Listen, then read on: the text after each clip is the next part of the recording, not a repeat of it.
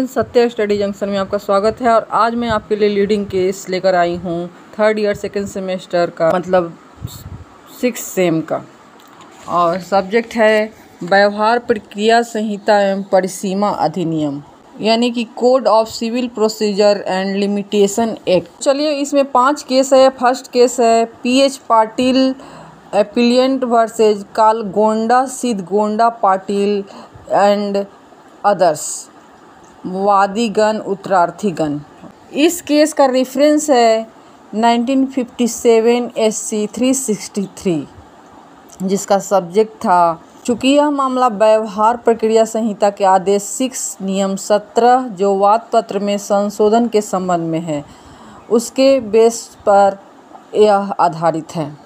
और इस केस का फैक्ट ऑफ द केस यानी कि वाद के तथ्य हैं इस प्रकार हैं। पहला, मूलवादी ने 1942 ईस्वी में प्रतिवादी नंबर 3 के विरुद्ध मकान पर कब्जा प्राप्त करने के लिए केस प्रस्तुत किया और 28 मार्च 1944 ईस्वी को डिक्री भी प्राप्त कर ली। इस डिक्री की पुष्टि उच्चतम न्यायालय द्वारा भी कर दी गई, यानी कि सुप्रीम कोर्ट द्वारा की गई। मूलवादी ने उस डिक्री के निष्पादन के लिए प्रार्थना पत्र प्रस्तुत किया। उसका प्रतिवादी नंबर 1 यानी कि एप्लिएंट अपीलार्थी ने विरोध किया। इस विरोध की शिकायत मूलवादी ने व्यवहार प्रक्रिया संहिता के आदेश 21 नियम 97 के अंतर्गत प्रार्थना पत्र द्वारा की, किंतु वह प्रार्थना पत्र निरस्त कर दिया गया, यानी कि डिसमिस कर दिया गया। उत्तरार्थी नंबर 1 एवं 2 मूलवादी के उत्तराधिकारी थे तथा उत्तरार्थी नंबर 3 वाद पत्र में प्रतिवादी नंबर 2 था और उत्तरार्थी प्रतिवादी नंबर 1 था। एक केस ट्रायल कोर्ट यानी कि विचारण न्यायालय में जाता है। वहाँ पर मूलवादी ने व्यवहार प्रक्रिया संहिता के आदेश 21 नियम 103 के अंतर्गत वाद प्रस्तुत किया, यानी कि केस प्रस्तुत किया और प्रार्थना की कि वादी को प्रतिवादी नंबर 1 से विवादित संपत्ति पर कब्जा प्राप्त करने का अधिकारी घोषित किया जाए। प्रतिवादी नंबर 1 ने वाद का प्रतिवाद प्रस्तुत किया। वाद में वाद बिंदु बनाया गया कि क्या प्रतिवादी नंबर 1 के विरुद्ध यह वाद चलने योग्य नहीं है। जब वाद की केस की सुनवाई आरंभ हुई तब मूलवादी ने वाद पत्र में संशोधन करने हेतु मांग की। तब प्रतिवादी नंबर 1 ने इस प्रार्थना पत्र का भी प्रतिरोध किया। ट्रायल कोर्ट में सिविल जज ने यह केस इस आधार पर निरस्त कर दिया कि वाद पत्र में प्रतिवादी नंबर 1 के विरुद्ध कोई वाद कारण प्रस्तुत नहीं किया गया है। यह केस हाई कोर्ट यानी कि उच्च न्यायालय में जाता है। वहाँ पर विचारण न्यायालय यानी कि ट्रायल कोर्ट के रिजल्ट को निर्णय के विरुद्ध वादी ने बम्बई उच्च न्यायालय में अपील प्रस्तुत की।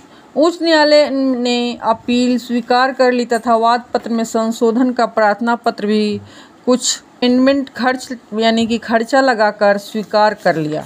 कॉस्ट यानी कि खर्चा लगाकर स्वीकार कर लिया। उसके बाद यह केस सुप्रीम कोर्ट जाता है। सुप्रीम कोर्ट में तब प्रतिवादी नंबर 1 यानी कि एप्लिएंट ने विशेष अनुमति प्राप्त करने के पश्चात उच्च न्यायालय के निर्णय के विरुद्ध उच्चतम न्यायालय में अपील दायर करता है।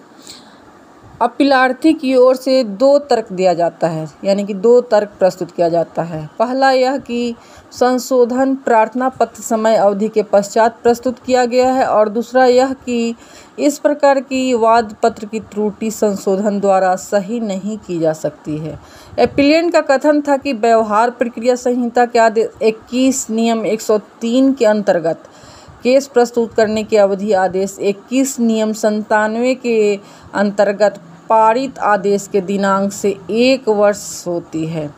यह आदेश इस मामले में 12 अप्रैल 1947 ईस्वी को पारित किया गया था और केस 12 मार्च 1948 को प्रस्तुत किया गया था, किंतु संशोधन प्रार्थना पत्र 20 नवंबर 1948 ईस्वी को प्रस्तुत किया गया था। विद्वान न्यायाधीशों द्वारा जजों द्वारा विचार व्यक्त किया गया कि जो संशोधन प्रार्थना पत्र शर्तों को पूरा करते हुए प्रस्तुत किया गया है उसे स्वीकार किया जाना चाहिए कि वह दूसरे पक्ष के लिए अन्यायकारी न हो और वह पक्षकारों के मत विवाद के वास्तविक प्रश्नों के निर्णय के प्रयोजन हेतु आवश्यक हो। उनका कहना था कि इस मामले में प्रस्तावित संशोधन कोई नया विवादक प्रस्तुत नहीं करता है। तो फ्रेंड्स, इसमें जजमेंट यानी कि निर्णय आता है। इन तर्कों के आधार पर अपील व्यय सहित अस्वीकार कर दी जाती है। इस केस का प्रतिपादित सिद्धांत यानी कि प्रतिपादित विधि के सिद्धांत इस प्रकार है। पहला, संशोधन के प्रार्थना पत्र को स्वीकार करने के लिए 2 शर्तों का होना आवश्यक होता है। पहला, दूसरे पक्ष के लिए अन्यायकारी न हो और दूसरा, वह पक्षकारों के बीच के विवाद के वास्तविक प्रश्नों के निर्णय के प्रयोजन के लिए आवश्यक हो। इन परिस्थितियों में संशोधन प्रार्थना पत्र निरस्त किया जा सकता है यदि संशोधन प्रार्थना पत्र द्वारा नया विवादक न्यू इशूज प्रस्तुत किया गया हो या यदि विरोधी पक्ष अपोजिट पार्टी को प्रतिकर न दिलाया जा सकता हो। तो दोस्तों, इस तरह यह केस समाप्त होता है। और आपको केस डिस्कशन कैसा लगा कमेंट करके बताएं। अगर अच्छा लगे तो हमारे चैनल को सब्सक्राइब करें। मिलते हैं नेक्स्ट वीडियो में, तब तक के लिए बाय बाय।